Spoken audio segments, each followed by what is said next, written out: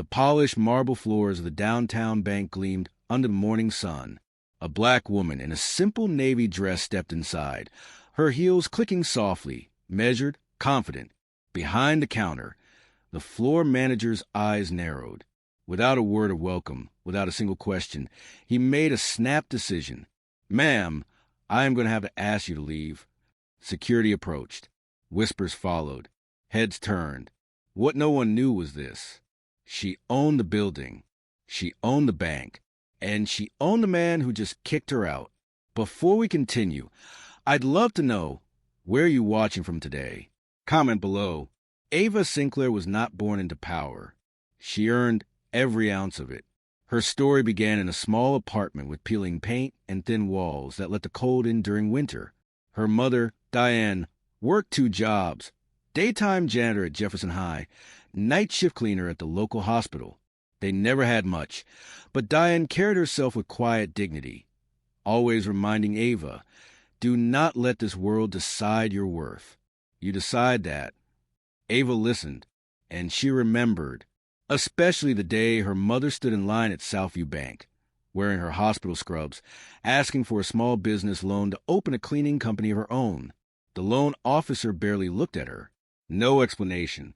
Just a practiced smile and a rejection letter slid across the desk like an afterthought. Ava was 10 years old, sitting next to her mother, watching her hope get silently shredded. That moment lit something in Ava that never went out. Years later, Ava earned a full-ride scholarship to Harvard, not because someone handed it to her, but because she fought for every grade, every reference letter, every internship. She was the first black woman in her MBA program to graduate top of her class. Now, in her early 40s, Ava had become a financial force, CEO of a rapidly growing banking network known for shaking up industry norms. Her company valued transparency, community partnerships, and equitable lending, terms that made traditional banks roll their eyes, until Ava's success made them sit up straighter. Still, she had never forgotten where she came from. Ava kept a photo of her mother in that loan office on her desk, not to hold on to pain, but to stay rooted in purpose. One Monday morning, Ava stood at the floor-to-ceiling windows of her downtown office. Her assistant, Elijah, walked in with 2 coffees and the day's reports. "Busy day ahead," he said, setting the coffee down. "You've got back-to-back board calls and the ribbon cutting at the new East Point branch this afternoon." Ava nodded, but her eyes remained fixed on something beyond the skyline. "I want to go into one of our branches," she said quietly. Elijah blinked. "You mean before the opening?" "No," she replied.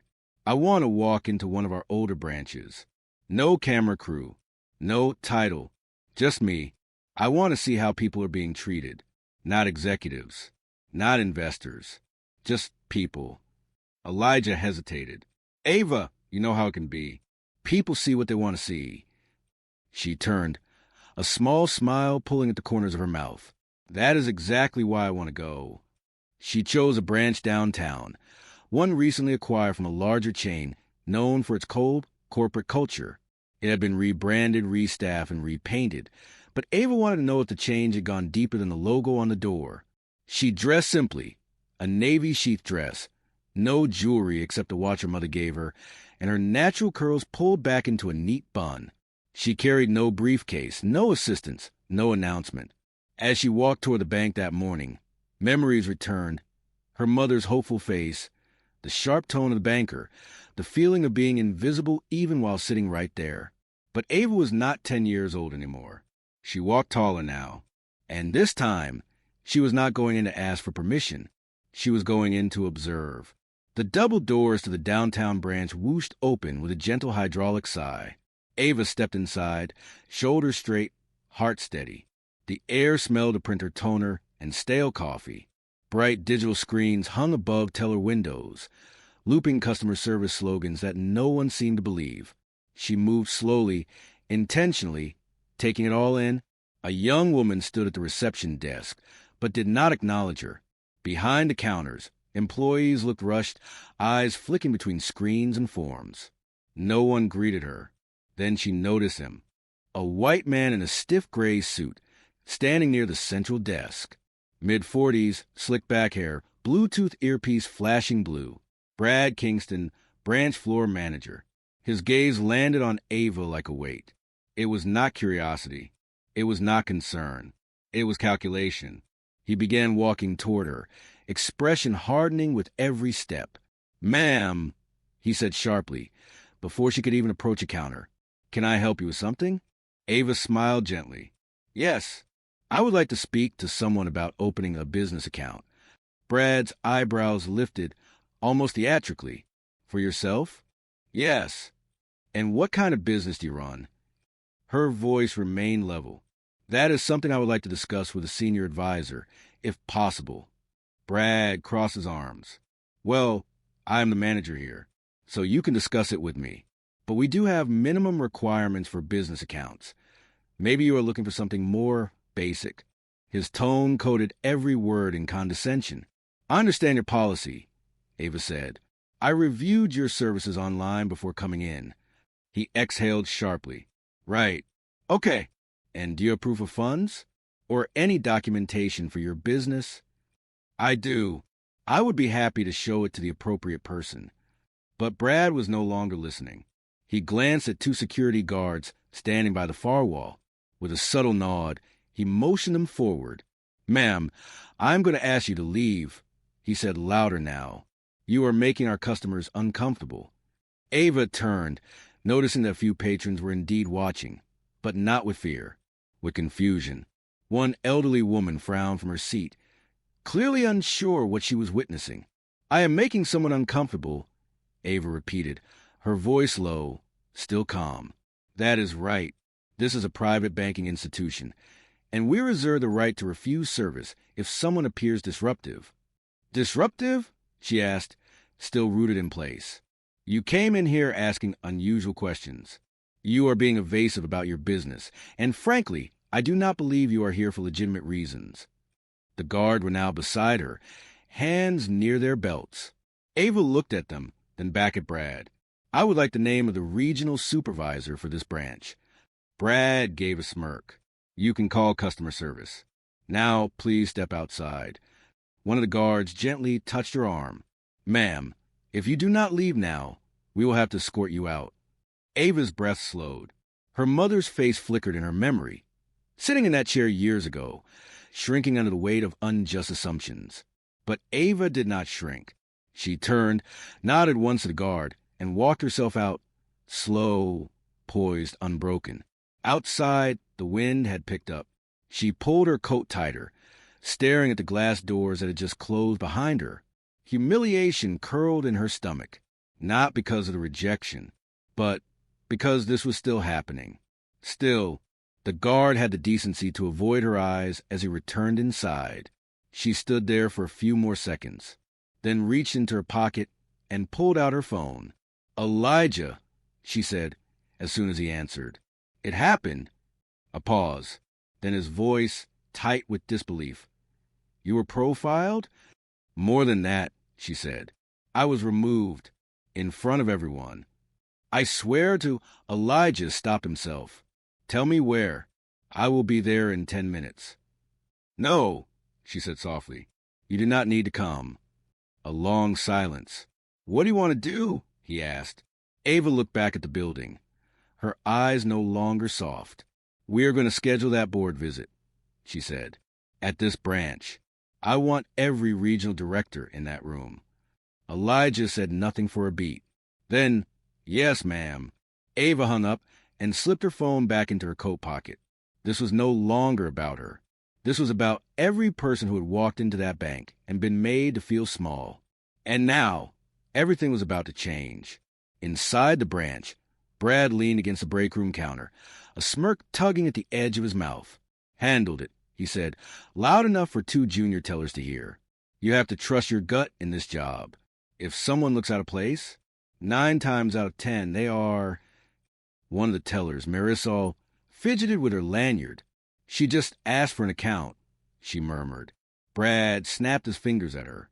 "Not your call to make, Marisol. Stick to the drawer. Let the adults worry about who belongs here."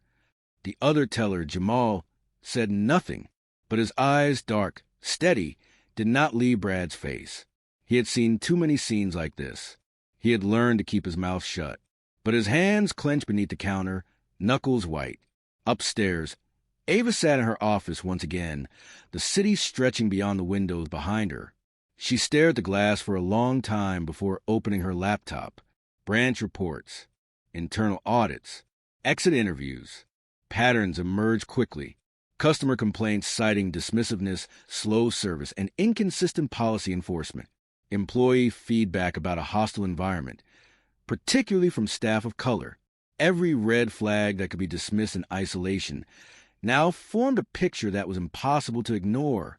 Elijah walked in, his jaw still tight from hearing what happened. "I did some digging," he said, placing a folder on her desk. "That branch has had 3 formal complaints of racial bias in the last 18 months. All filed, none escalated." Ava opened the folder slowly. "Same manager?" she asked. Elijah nodded. "Brad Kingston." She leaned back in her chair, silent. "What do you want to do?" he asked again. Ava looked at him. "We already started. Let's finish." 2 weeks later, Brad received a bright, glossy email labeled, "Executive Branch Visit, CEO Tour." He clicked it, squinting at the details. Every big name in the regional office was attending, a few members of the board, even corporate communications. He rubbed his hands together and grinned. Finally, some recognition. He spent the next week barking orders. Fresh flowers at the front desk. New uniforms steamed and pressed. Every inch of the branch polished to a mirror finish. He rehearsed his welcome speech in the mirror at home. "Here at Southview Downtown, we pride ourselves on efficiency and professionalism." He imagined their nods, their approval. The morning of the visit, tension buzzed in the air. Employees were stiff, too nervous to speak freely. Jamal tugged at his tie. Marisol triple-checked the deposit slips. Brad stood near the front, practically glowing. His suit was tailored. His watch freshly shined. He practiced a smile between each customer interaction. Then the doors opened. A group of executives entered. 5, 6 people, all dressed in the unmistakable style of upper leadership. Brad moved forward, arm extended, ready to greet the first one. But he stopped cold, because leading the group, walking with calm, precise steps, was her, the woman he had kicked out. Only this time, her navy dress had been replaced with a charcoal gray power suit, and every single person around her deferred to her presence. She did not speak immediately, did not rush. She simply looked him in the eye. "Good morning," she said. "I am Ava Sinclair, Chief Executive Officer." The blood drained from Brad's face. The air shifted. Marisol's eyes went wide. Jamal blinked twice. Silence fell like a curtain. Ava extended her hand. Brad reached for it automatically, but hers was gone before contact, already gesturing behind her. "These are members of our board, along with our senior compliance team," she said smoothly. "We are here for an unannounced performance evaluation." Brad swallowed hard. Ava glanced around the room, then turned back to him. "Let's begin with how customers are welcomed at this branch," she said. From the moment they walked through the door. She walked forward, each step echoing louder than the last. "I believe you're familiar with our process, Mr. Kingston." And just like that, the real audit began. The conference room at the back of the bank was rarely used, but this morning, it was filled with some of the most powerful people in the company. Ava stood at the head of the long glass table. The air around her was calm, controlled, but behind her stillness was something unshakable. Purpose. Brad sat 3 seats down, shoulders tight, sweat glistening beneath his collar. The pride he had worn like armor just hours before it cracked. And he knew it. The regional directors shifted uncomfortably in their chairs. They had received the incident report the night before, Ava's first-hand account, plus security footage pulled directly from the bank's own system. None of them had seen it coming.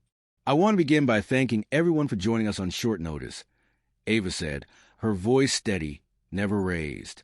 "This visit was designed to test not just policy, but culture, and what we found here is deeply concerning."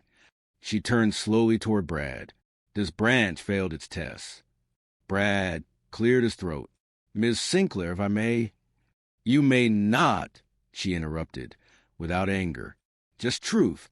"Not yet." She clicked a button.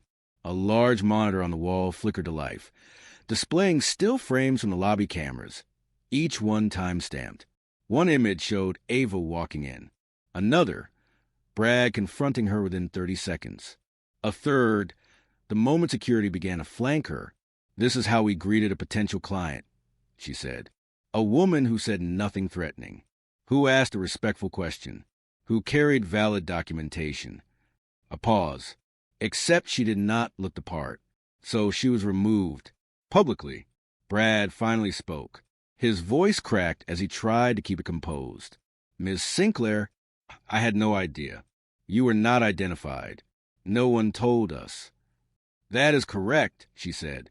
"No one told you, because no one needed to." She stepped forward. "Tell me, Mr. Kingston, if I had been wearing a designer suit and pearls, if I were a white woman, would you have asked me to leave?" He opened his mouth, but there was nothing to say. "I asked you a question." His eyes flickered to the directors, then back to her. I cannot say." "You can," she said, "but you will not." The room held its breath. Ava turned to the others. "This is not just about one person. This is about a pattern. One that has gone unchallenged because silence is easy, because our discomfort sometimes speaks louder than our values." She nodded to Elijah, who handed out small paper folders to each director. Inside were testimonies from staff, names redacted, but the truths unflinching. One spoke of being consistently passed over for promotions. Another described being called too aggressive for offering ideas. Another told a manager who dismissed customers based on how they looked, all under Brad's watch. Jamal, the young teller, stood just outside the door, watching through the glass. His heart beat like a drum. Ava turned one last time to Brad. "You were given authority, Mr. Kingston. You used it to exclude, to embarrass, and to protect your own bias under the mask of professionalism." "I was trying to protect the branch," he muttered, "from risk." "No," she said. "You were trying to protect your power." Then she looked around the table. This company was built to serve all people, to do better than the industry's history of exclusion. If we fail at that, then we fail at everything. No one spoke. They did not need to. The vote was quiet, unanimous. Brad was terminated immediately, escorted out without ceremony, the way he had once treated so many others. But Ava did not watch him go. She was already walking toward the front of the branch, where her next conversation would matter even more. Jamal saw her coming. He straightened instinctively, nervous, unsure if he should speak. But she spoke first. "You were there," she said gently. He nodded. "Why did you not say anything?" Jamal looked down. "I wanted to. I was just scared. I have a daughter. I cannot afford to lose this job." Ava placed a hand on the counter.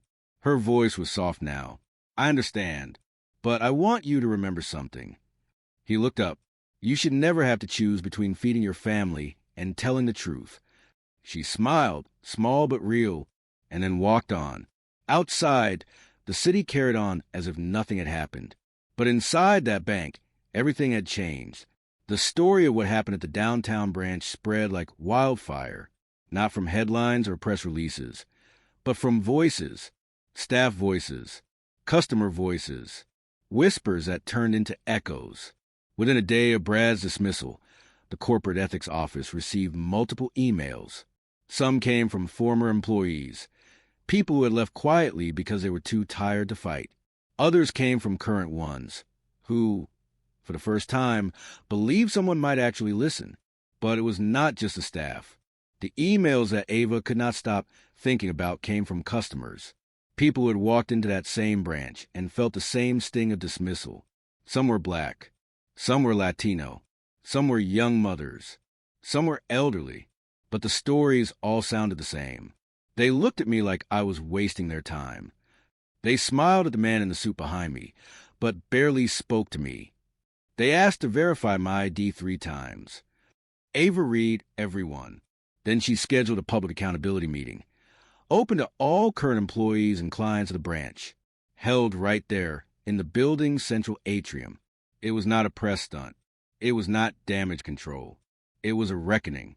Rows of folding chairs filled the sleek white lobby. Employees sat in one section, customers in another. Executives lined the back wall like statues. Ava stood at the center, without podium or microphone. She did not need one. Her voice carried. Not loud, but certain. Every word struck like a drum. "This is not a punishment meeting," she said. "It is a listening one." She turned toward the customers first. "I want to hear what your experience has been here. Not the sanitized version. The truth." At first, silence. Then a hand went up. It was the elderly woman who had watched Ava be escorted out. She stood slowly, gripping her purse strap. "I saw what happened that day," she said, "and I have not stopped thinking about it. I want to say something, but I did not want to make it worse. I figured it would not matter." Ava nodded. "It matters now." Another hand, a middle-aged black man. "I came in last year for a loan," he said.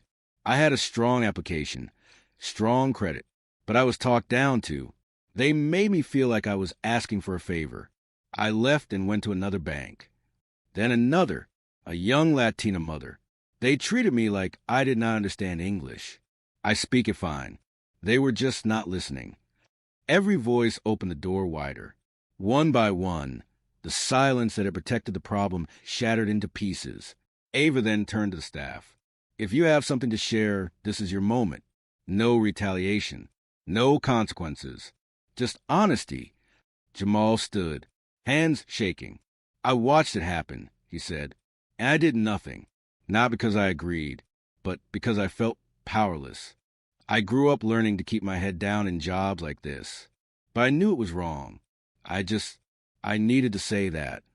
His voice cracked. Ava met his gaze and gave the smallest nod of respect. Another teller, a woman with soft braids and tired eyes, added her voice. "It was not just customers. Brad used to call me too sensitive. When I brought things up, I started doubting myself. Now I see I was not crazy. I was conditioned." The room sat heavy with truth. Ava let the silence breathe, let it land. Then, finally, she spoke again. "Accountability is not just about removing bad actors.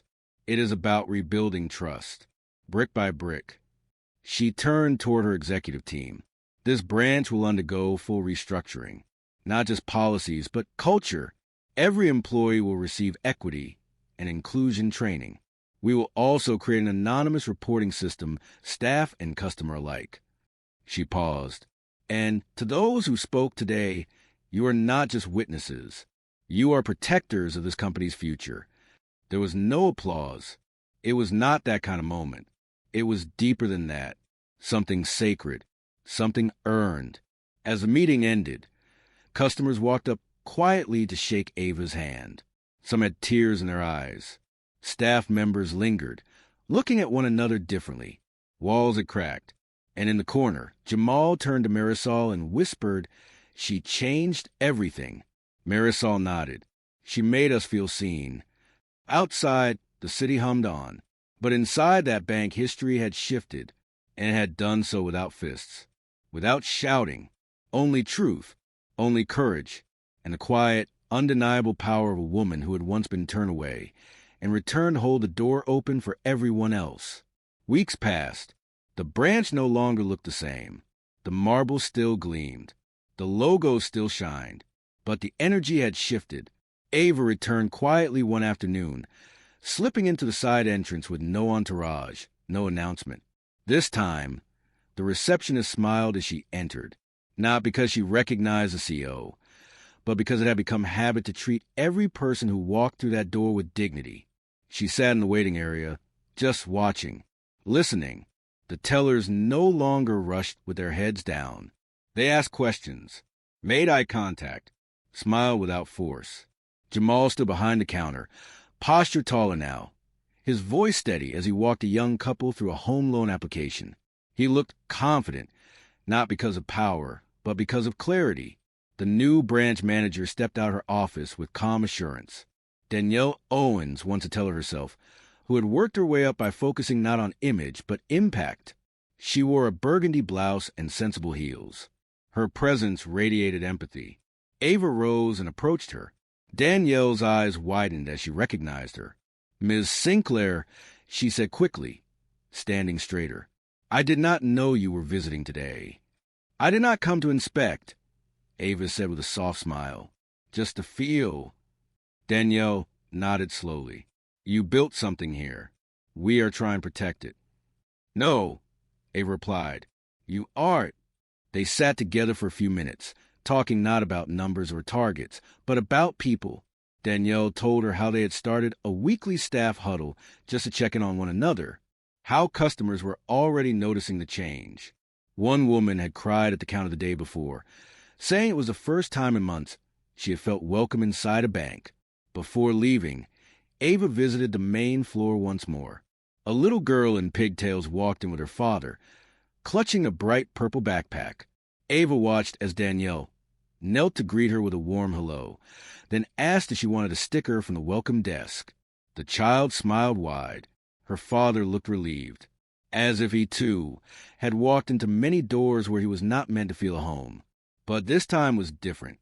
Ava stepped outside into the sunlight. The wind brushed past her cheeks, and for a moment, she closed her eyes. This is what she had always dreamed of, not just fighting injustice, but replacing it with something better. Not symbolic change. Real change. She walked to the corner, where Elijah waited in the car, holding the door open. "How was it?" he asked. Ava smiled faintly. "It is becoming what it was meant to be." He nodded, understanding without needing more. As they drove away, Ava looked back at the building. Once, it had been a place where her presence was treated like a threat. Now, it was becoming a place where her spirit lived in every corner. Not because she was the CEO, but because she had chosen to act when it would have been easier to walk away. Ava stood in front of a building that no longer bore its original name. The bricks were faded. The door rusted at the hinges. But she remembered every inch of it. It was the old Southview West Branch, the one where her mother had once sat, clutching a dream in her callous hands, only to leave with nothing but silence and shame. Now, a tarp covered the new sign, waiting to be unveiled.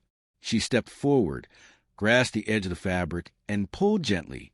Diane Sinclair Community Bank. The crowd behind her clapped. Not loud, just warm, honest. Elijah stood to the side, his eyes glassy. Danielle, Jamal, and several others from the downtown branch had come too. No one spoke. They let the moment breathe. Ava looked at the name etched in steel, then turned slowly toward the cameras, her voice calm, almost whispering. "When I was 10, I watched the world tell my mother she was not worthy of chance. I remember her hands shaking as she held a rejection letter. I remember how small she looked, even though she was the strongest person I had ever known." A long pause. That moment never left me, not because of what we lost, but because of what it taught me. She looked directly into the lens. Power does not come from money, or titles, or corner offices. Power comes from knowing who you are, even when the world refuses to see it. Behind her, the new bank stood quiet, open, waiting. I have walked into rooms where I was dismissed before I spoke. I have seen doors close in my face. But I learned something each time. She stepped forward slightly. When they close the door on you, you do not shrink. You build your own door, and then you hold it open for others. Her voice began to tremble, just enough to feel real. Change does not begin in boardrooms. It begins in the small moments, in how we speak to one another, in who we choose to listen to, in whether we let our fear of difference speak louder than our faith in each other. She turned toward the building one last time. This is not just a name. It is a promise. Then, softly, to herself more than anyone else, we are not here to take up space. We are here to reshape it. The screen faded to black, and in quiet white letters, one final message appeared. Justice does not always come with noise. Sometimes it walks in quietly and changes everything.